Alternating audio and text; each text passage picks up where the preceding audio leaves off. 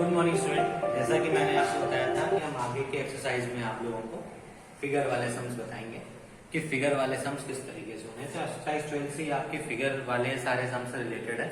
तो देखिए पहला क्वेश्चन है आपका, इसमें दिखाया गया चित्र में PQRS एक समांतर चतुर्भुज है, एक्स वाई और जेड का मान ज्ञात कीजिए। देखिए समांतर चतुर्भुज है तो ये लाइन इसके समांतर होगी, ये इसके समांतर होगी। ठीक है स्टूडेंट्स, ये चीज तो हमको समांतर चतुर्भुज में पता चल गया। अच्छा एक बात और आप लोग याद रखिए कि जब कभी भी हमें सारे एंगल्स निकालने होते हैं तो कुछ स्पेशल थ्योरम अप्लाई नहीं करनी पड़ती। अगर हम लोग को प्रॉपर्टी पता हो तो हम लोग हर सम सॉल्व कर सकते हैं। तो देखिए इस सम्स को हम कैसे सॉल्व करेंगे। सबसे पहले हम कुछ चीजें ओरली सॉल्व करेंगे जिससे हमें पता चल जाएगी कैसा क्या है। देखिए आप अगर SP और QR लाइन को देखें तो देखिए ये लाइन ऐसे आई है, SP ये आई है और QR ये है, ठीक है। और इनके बीच से एक लाइन PR ऐसे गई, देखिए हम लिख के दे रहे हैं SPRQ,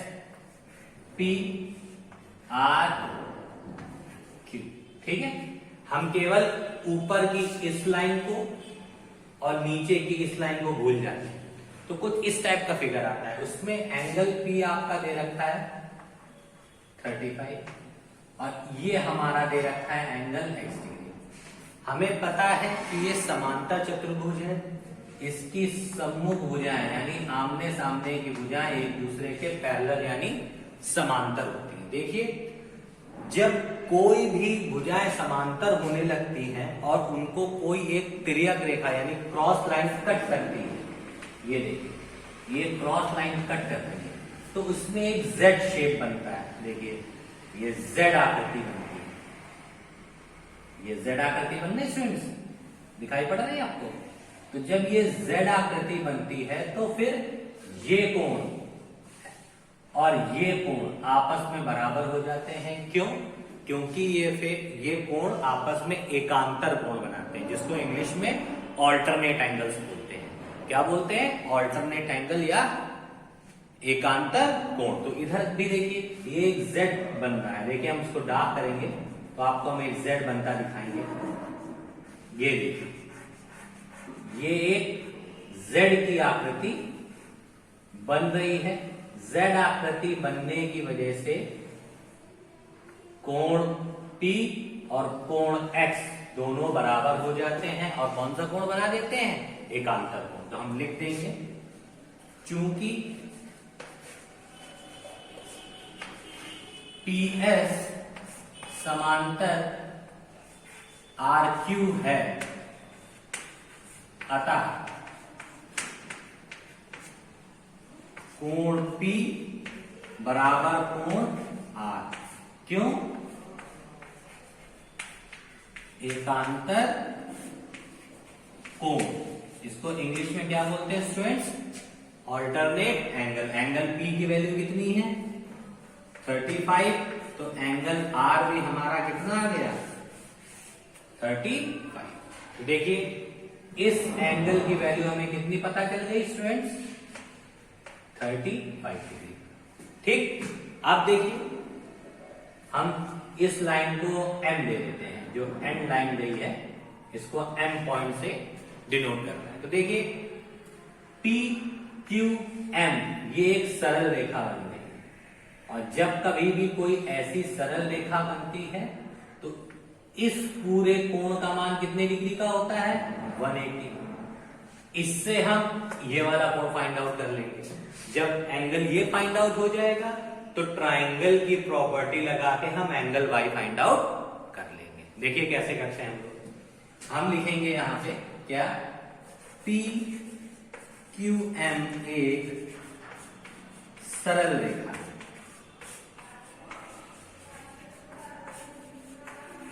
ठीक है। जब PQM एक सरल रेखा है तो अतः angle PQM is equals to 180 degree. अब जब PQM टोटल 180 डिग्री बन रहा है तो ये दो पार्ट्स में टूटा है, एक PQR और दूसरा RQM। तो इसको तोड़ लीजिए। क्या P Q R plus angle R Q M is equals to 180 degree.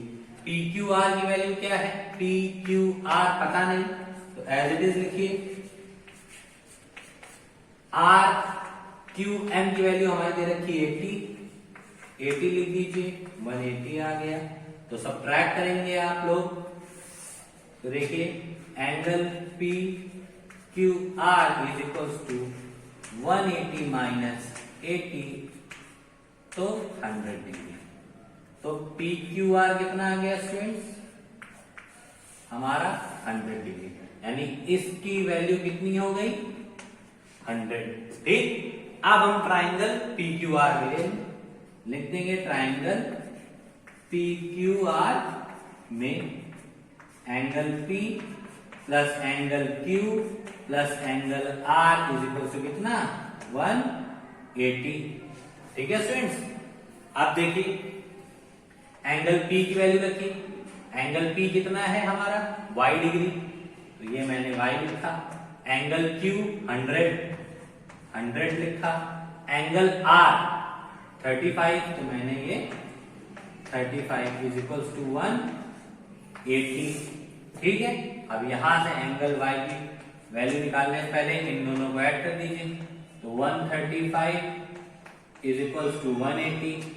तो y की वैल्यू कितनी स्टूडेंट आ गई?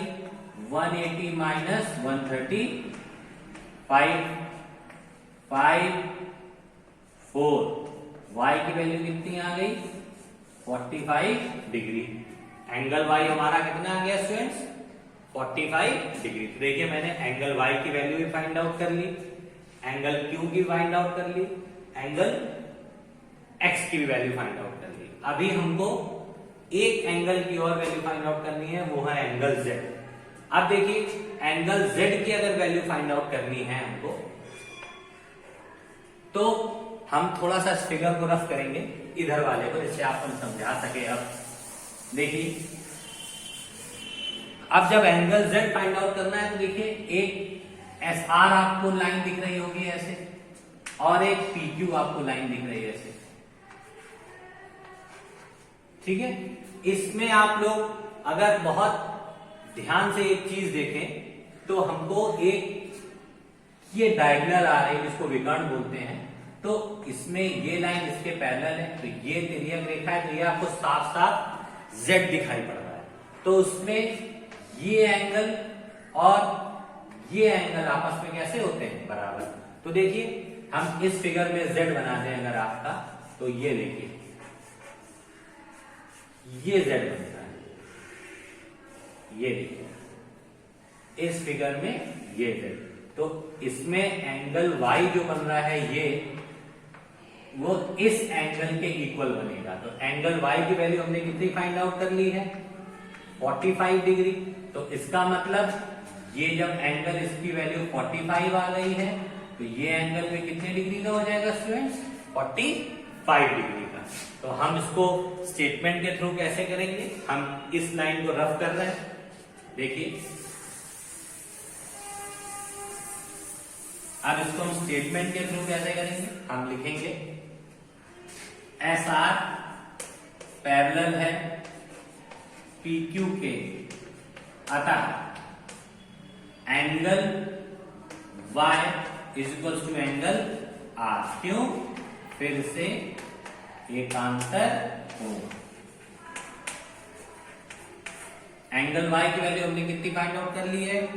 45 डिग्री। तो एंगल r भी हमारा कितना आ गया स्टूडेंट? 45। ये वाला एंगल भी हमारा कितना आ गया है? 45। अब देखिए एस पी आर में ट्राइंगल की प्रॉपर्टी लगा देंगे, तो एंगल z अपने आप फाइंड आउट हो जाएगा। लिख दे रहे हैं कि ट्राइंगल पी आर एस में क्या? Angle P plus angle R plus angle S is equal to 180। Angle P की वैल्यू 35, एंगल R की वैल्यू 45, एंगल S की value Z is equal to 180। आप लोग एक चीज सोच रहे होंगे, सर एंगल P लिया है, एंगल पी तो पूरा बन रहा है, आपने आधा क्यों लिया? क्योंकि हमने ट्राइंगल पी क्यू आर लिया है। ट्राइंगल जब पी क्यू आर ले रहे हैं तो मेरा केवल इतना एंगल इसका और इतना एंगल इसका ही कवर हो रहा है। ऐसा ही पहले वाले इक्वेशंस में भी था, इसीलिए पूरा एंगल हमने नहीं लिया। तो ऐड कर दीजिए 5 5 10 और 47 plus 8 plus Z is equal to 180। तो जेड की वैल्यू क्या आ गई? 180 माइनस 80, तो जेड इज इक्वल टू। देखिए स्टूडेंट, सभी की वैल्यू मैंने फाइंड आउट कर दी है।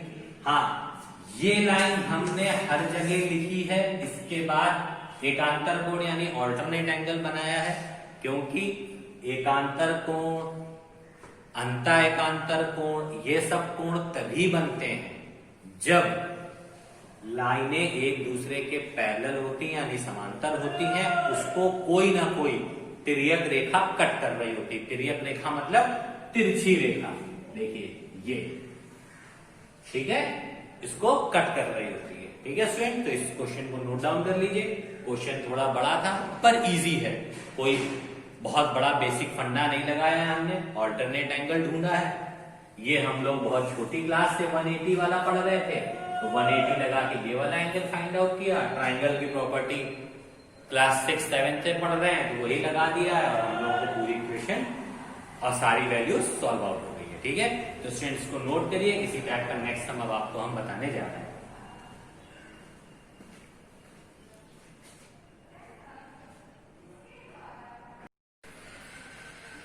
देखिए स्टूडेंट, दूसरा क्वेश्चन है PQRS एक समांतर चतुर्भुज। देखिए अभी मैं आपको केवल समांतर चतुर्भुज की सारी चीजें बताऊंगा, जिससे आपको उसकी प्रॉपर्टी भी तैयार हो जाए और उसके क्वेश्चन भी तैयार हो जाए। कल मैं आपको सम चतुर्भुज और उसकी प्रॉपर्टी, उससे रिलेटेड सवाल कराऊंगा। तो अभी आप समांतर चतुर्भुज के सवाल को देख लीजिए।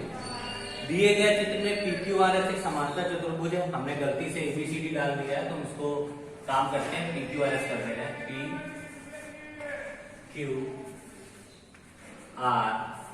और ये S। PQRS एक समांतर चतुर्भुज है, A और B का मान ज्ञात करिए। देखिए A plus 6 B plus B दे रखा है और इसमें A और B का मान ज्ञात करना। ध्यान रखिए, ये जो स्लैंटिंग लाइन होती है ये होती है विकर्ण, इसको इंग्लिश में बोलते हैं डायगोनल्स। ठीक है, ये विकर्ण होती है। SQ और PR ये दोनों विकर्ण है, इसको इंग्लिश में क्या बोलते हैं स्टूडेंट्स? डायगोनल बोलते हैं।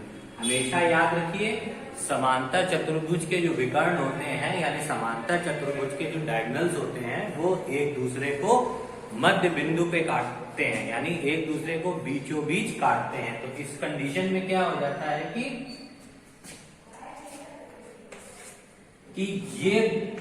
ये और ये आपस में बराबर हो जाता है, ये और ये भुजा आपस में कैसी हो जाती है? बराबर। तो हम लिख देंगे, चूंकि समांतर चतुर्भुज के विकर्ण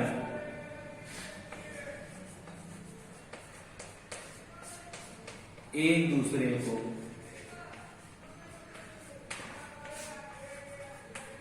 मध्य बिंदु पे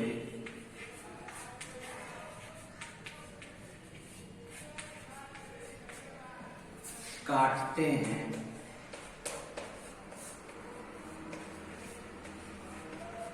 अतः PO बराबर PR और FO बराबर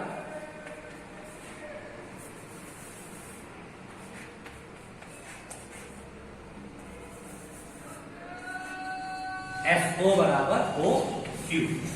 ठीक है, ये इसको आपको हमेशा के लिए याद रखना है। अब सम कैसे करेंगे? देखिए, हम जानते हैं, क्या जानते हैं कि PO बराबर PR होता है। ठीक, PO क्या है मेरा? A plus 6। PR कितना है मेरा? PO बराबर OR, sorry not PR, PO बराबर OR। क्योंकि ये और यही दोनों आपस में बराबर होते हैं। ठीक है, PO बराबर OR एंड SO बराबर OQ। ठीक, तो यहाँ पे करेक्ट कर लीजिएगा, गलती से PR लिख दिया था, यहाँ OR है। PO बराबर OR, तो PO की वैल्यू क्या दे रखी है +6 और OR की वैल्यू क्या दे रखी है 16। तो इससे A की वैल्यू क्या निकलेगी 16 - 6, यानी A इक्वल टू हमारा कितना आ गया स्टूडेंट्स 10। अब सेकंड में हम क्या जानते हैं SO बराबर OQ, यानी SO यानी इतनी लेंथ जो है वो इसके बराबर है। तो SO की वैल्यू दे रखी है A + B, OQ की वैल्यू दे रखी है हमारी 14। A की वैल्यू को काउंट कर दीजिए 10 + B = 14, तो B = 14 - 10, B = कितनी आ गई। तो स्टूडेंट देखिए हमें इसमें A और B के मान पता चल गए, A का मान 10 और B का मान 14। तो स्टूडेंट आज मैं आपको केवल 2 सम्स ही बताऊंगा, 2 सम्स और हैं समांतर चतुर्भुज से रिलेट करते हुए, उसको आप घर में ट्राई करिएगा। अगर नहीं समझ में आता है तो मुझको कॉल या मैसेज के थ्रू पूछिएगा। तब तक students thank you and have a nice day and keep practising.